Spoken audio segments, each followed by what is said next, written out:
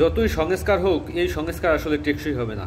মির্জা আব্বাসের কথা শুনেন যে মির্জা আব্বাস সাহেব তিনি কি বক্তৃতায় কি বলতেছেন। ওদের কলমের কোন সংস্কার আমরা সহজে মেনে নেব না। তো বুঝতেই পারতেছেন সংস্কার যতই হোক তারা সংস্কার মেনে নেবে না, এবং এই সংস্কার তারা ক্ষমতা আসার পর সবকিছু তারা পাল্টে দেবে, সবকিছু তারা যেই সেই করে নেবে, ঠিক আছে। তো এখন যদিও তারা বলে যে সংস্কার পক্ষে মির্জা ফখরুল ইসলাম আলমগীর তিনি বলতেছেন যে সংস্কারের কথা তো আমরাই বলতেছি, তাও কি বলতেছে নির্বাচনের জন্য যতটুকু সংস্কার দরকার ততটুকু সংস্কার করতে হবে। এরা যদিও এখন সংস্কার একটু মান্য নেওয়ার ধাসে কথা বলতেছে, কারণ জনপ্রিয়তা দিন দিন কমে যাইতেছে, দেখে যে জনগণ সংস্কারের পক্ষে, এখন বলতেছে যে সংস্কারের পক্ষে, ঠিক আছে। কিন্তু তারা এই সংস্কারের নির্বাচনে ক্ষমতা আসার পরই তারা সমস্ত সংস্কার তারা উলটপালট করে দেবে এবং সংস্কার তারা মেনে নেবে বলে আমার কাছে মনে হয় না। তা কথায় কোনো মিল নাই, ঠিক আছে। তারা এখন বুকে পাথর জমা, মানে ওই যে বুকে পাথর বাইদা তারপর এই সিদ্ধান্ত তারা মাইনে নিতে আছে, মানে সংস্কারকে তারা মাইনে নিতে আছে। প্রকৃতপক্ষে তারা আসলে এই রাষ্ট্রের সংস্কার চায় না, তারা এখন চায় ক্ষমতা, তারা এখন চায় নির্বাচনের মাধ্যমে কোনোভাবে একটু ক্ষমতায় আসতে পারলেই তারা একটু লুটপাট বাড়াইতে পারে, তারা বাজারঘাট সব কিছু তো তাদের নিয়ন্ত্রণে আছেই। এখন একটু যদিও এখন বিভিন্নভাবে মিডিয়ায় আইসা পড়ে, তখন হয়তো মিডিয়ায় আপনারা দেখতে পাবেন না, কারণ তারা নীরবে নিবৃত্তিতে এইভাবে দুর্নীতি লুটপাট তারা করে দেবে। একটা আপনি বুঝেন না, 5ই আগস্টের পর বিএনপির অন্তকন্দলে বিএনপির মারামারিতে 70 জন নিহত হয়েছে পর্যন্ত।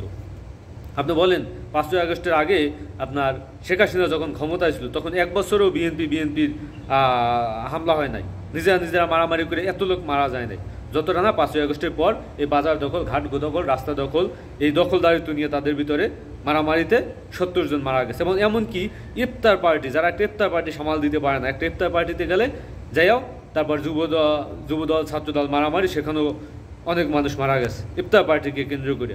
তো বুঝতেই পারতেছেন, এবং কত মানুষ আহত হয়েছে তার কোনো হিসাব নাই।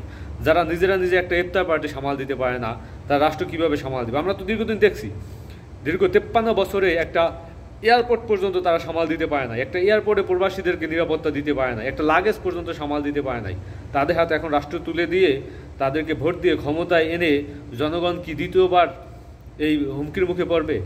জনগণকে তো জিজ্ঞেসই করবে না যে আসলে জনগণ চায় কি, জনগণের প্রত্যাশা কি। যেই প্রত্যাশার মাধ্যমে এই 5ই আগস্ট হয়েছে, সাধারণ ছাত্র জনতার গণ অভ্যুত্থানের মাধ্যমে, সেই স্পিড কি বিএনপি ধারণ করে? আদৌ বিএনপি ধারণ করে না।